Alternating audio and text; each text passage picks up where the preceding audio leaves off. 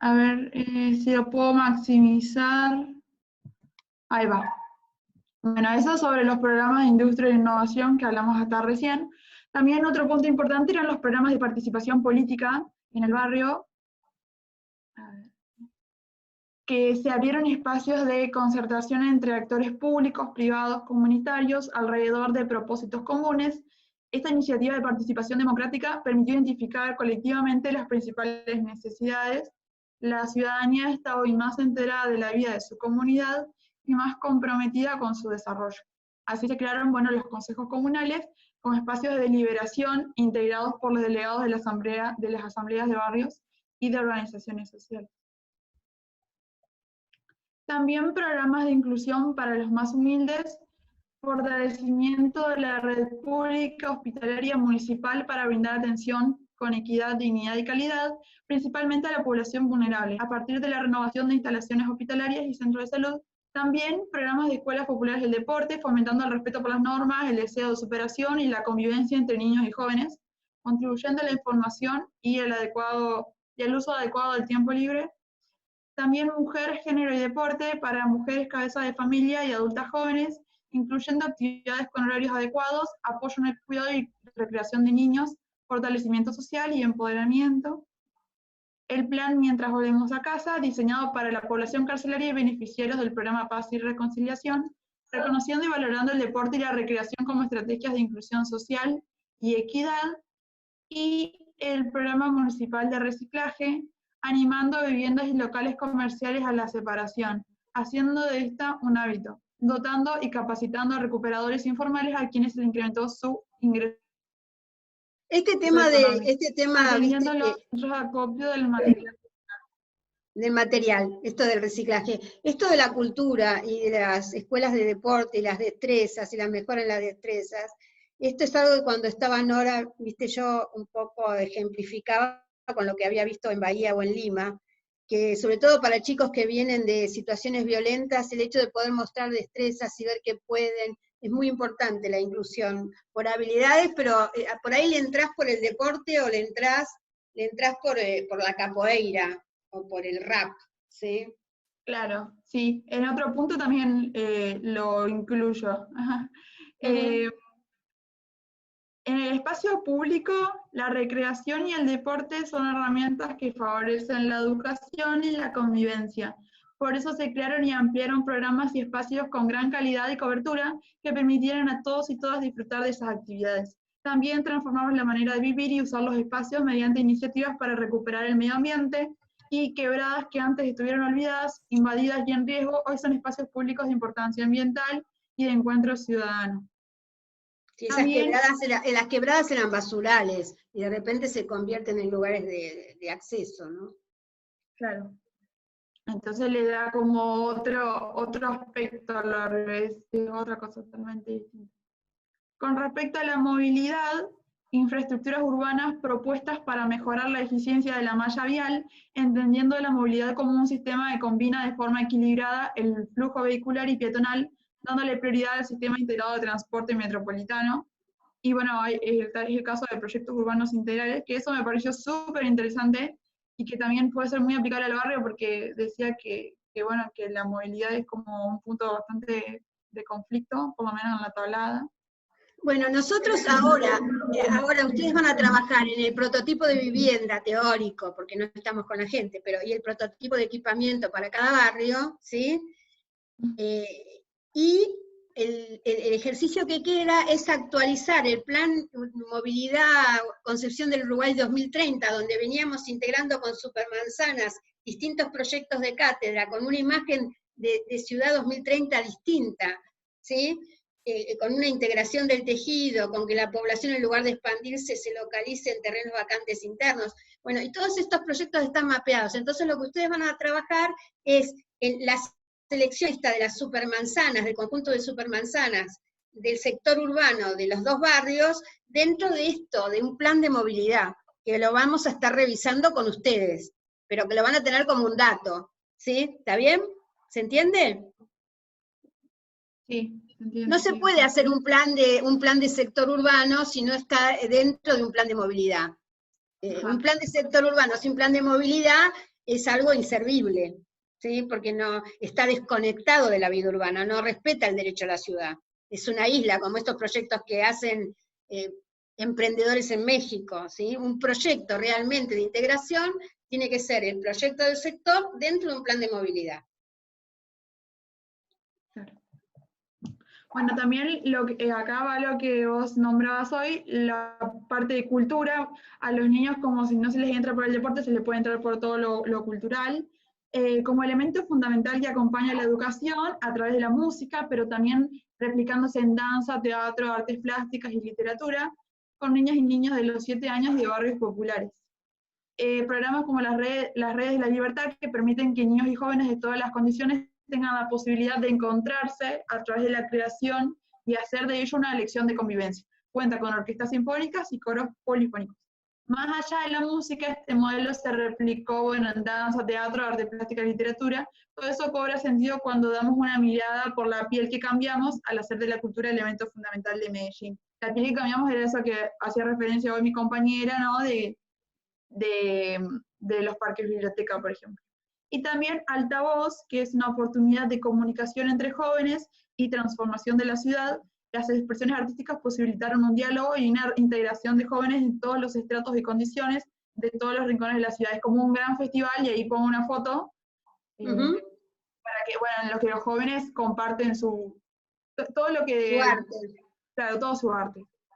Y por último, como para cerrar a modo de conclusión, me pareció como un punto muy interesante, que incluía esto, Medellín la más educada, el plan de proyectos urbanos integrales, que era para ir que más se asemejaba con el barrio, proyectos urbanos que incorporan todos los elementos del desarrollo de forma planeada y simultánea en un territorio definido, se hacen con la activa participación de la comunidad, localizando la inversión en barrios de origen marginal con problemas profundos de desigualdad y violencia.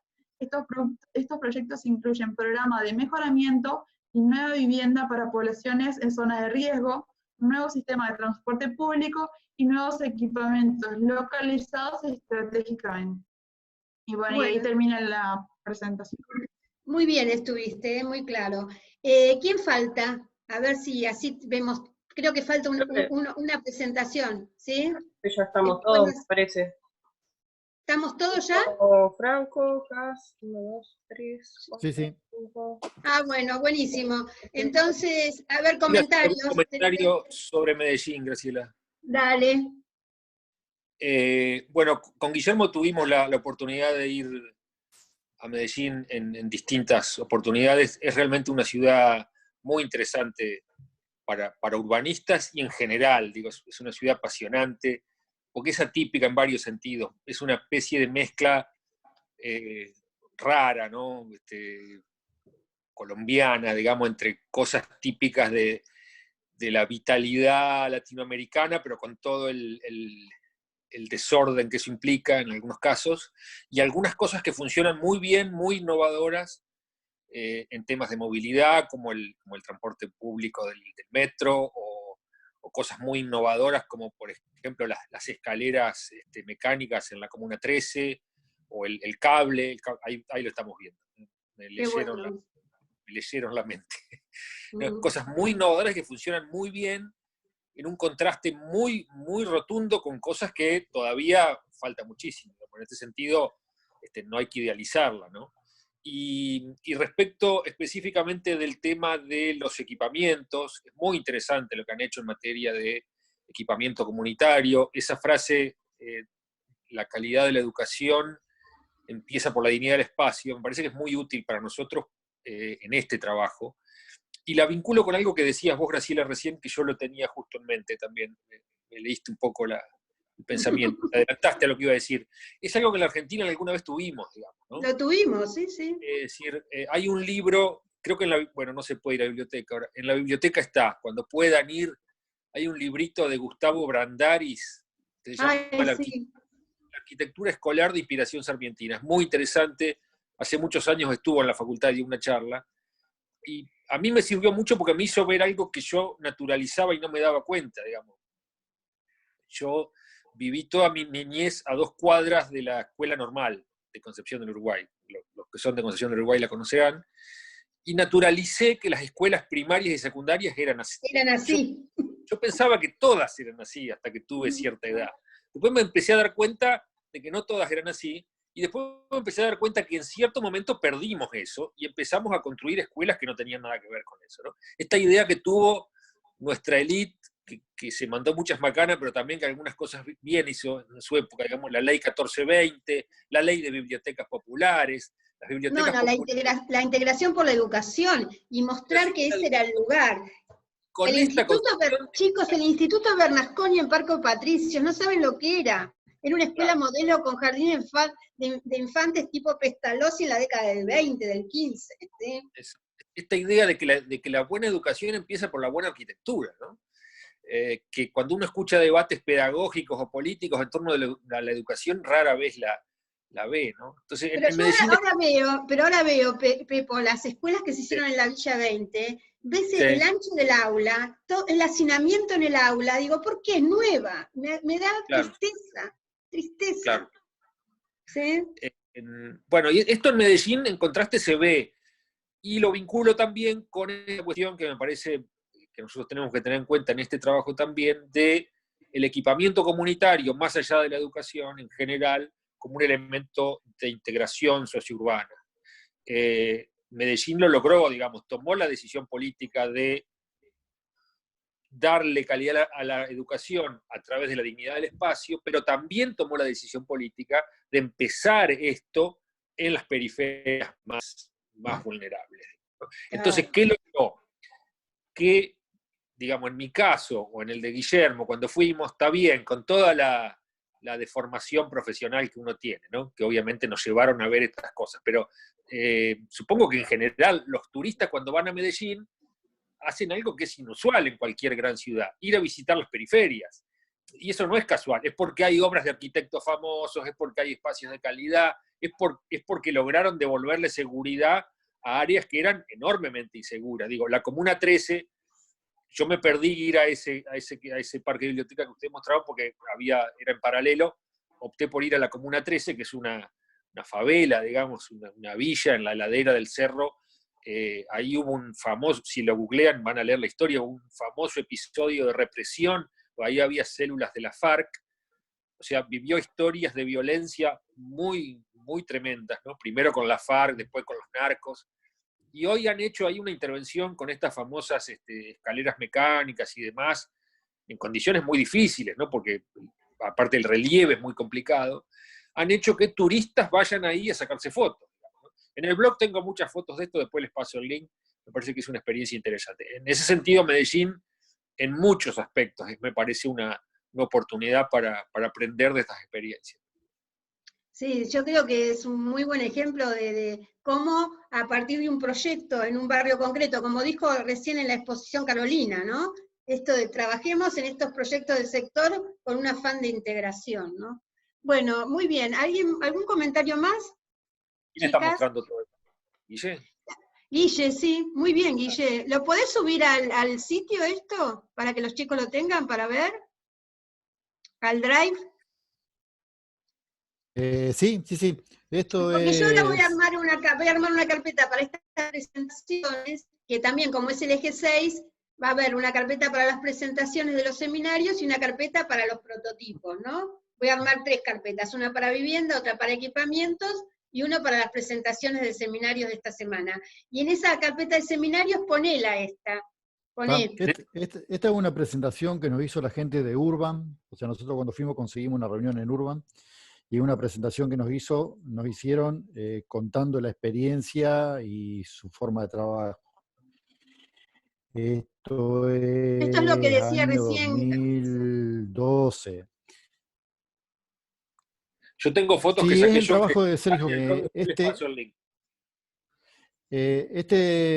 En el seminario de Ciudades Comunes la semana pasada estuvo Alejandro Echeverri, que es un arquitecto que estudió, que trabajó con Sergio Fajardo en este plan.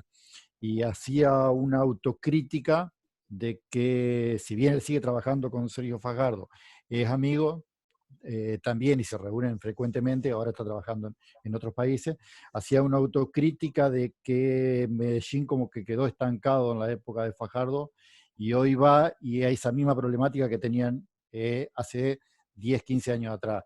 Los ¿Y por chicos qué no se estancó? estudian, porque dice que ellos fallaron en darle una salida laboral, económica a los jóvenes, eso no siguió prosperando, entonces quedó todo en intervenciones urbanas, y que no solamente con intervenciones urbanas e intervenciones del espacio público se puede dar soluciones, sino que necesita una reactivación económica, de trabajo, de inserción de esa población en el resto de la ciudad. Bueno, O yo sea, les mandé, en el material que les mandé al grupo, por ahí después lo comparto con los chicos, que con esto de la pandemia se vuelve a ver la importancia de la producción local. Vieron que ahora con la globalización la producción está deslocalizada. Por ejemplo más terrible, por ejemplo en Colonia del Sacramento, que la industria que podía ser de consumo local no existe más, ni la textil, casi ni la láctea, y ahora desaparecieron los viñedos, hay una fábrica, que es la única más importante, se llama Suzuki, en la zona industrial, que fabrica, miren qué cosa terrible, fabrica para la fábrica japonesa, la más importante de autos, la más, dígame un nombre, la más importante de autos, Toyota. Toyota, fabrican los sistemas integrados para las puertas inteligentes. Miren la hiperespecialización.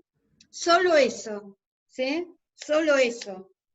Entonces, esto depende de que haya unos transportes internacionales. Esas puertas tienen que salir de Montevideo y llegar a Japón.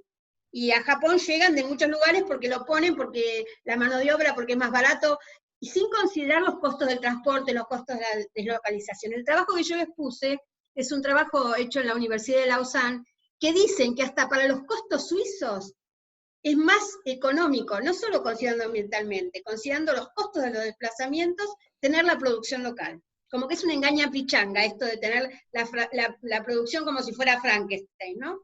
Entonces, este cambio de enfoque lleva a pensar cuál podría ser esta sustitución de importaciones nuevamente para nosotros alimentarnos de una producción local, ¿sí? Hay que cambiar como que el chip, ¿sí? Y en este cambio del chip, yo creo que va a haber, en esta vuelta de tuerca, de desglobalizarnos, ¿sí?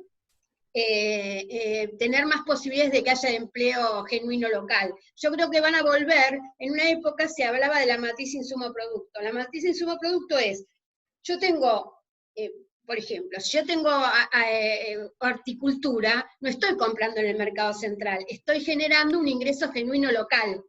Entonces, y si yo estoy exportando horticultura, eso que estoy exportando también, además de lo que consumo, me genera un ingreso genuino que me va a generar más empleos porque me está generando un dinero que viene de afuera.